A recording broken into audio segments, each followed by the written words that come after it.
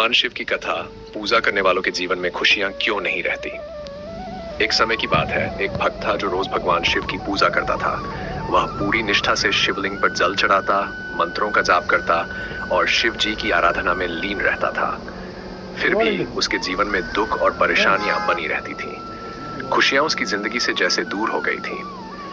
उसने सोचा, मैं इतनी पूजा करता हूँ, फिर भी मेरे जीवन में सुख शांति क्यों नहीं है। एक रात वह गहरी चिंता में सो गया। तभी उसके सपने में भगवान शिव प्रकट हुए। उन्होंने कहा, तुम रोज पाठ पूजा करते हो, लेकिन फिर भी खुशियां नहीं मिलती। क्या तुम्हें लगता है कि सिर्फ पूजा करने से ही जीवन सफल हो जाएगा?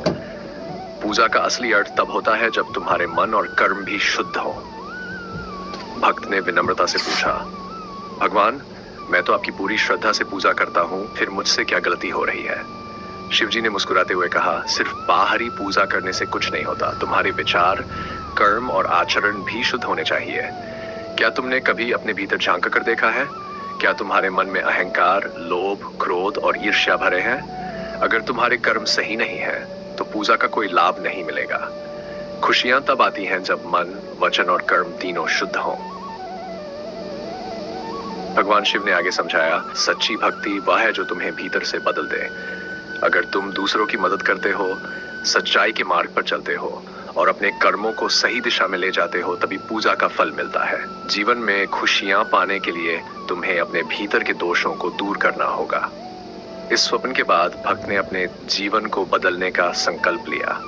उसने न केवल शिव जी की पूजा जारी रखी, बल्कि अपने कर्मों में भी सुधार किया। उसने दूसरों की मदद करना शुरू किया, सच्चाई और ईमानदारी से काम लिया और मन से नकारात्मक भावनाओं को दूर किया। धीरे धीरे उसके जीवन में खुशियां लौटने लगीं और वह संतोष का अनुभव करने लगा।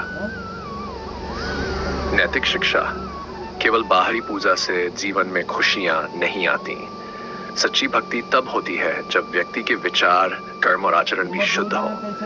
भगवान की कृपा पाने के लिए आंतरिक शुद्धता और सच्चे कर्मों की आवश्यकता होती है।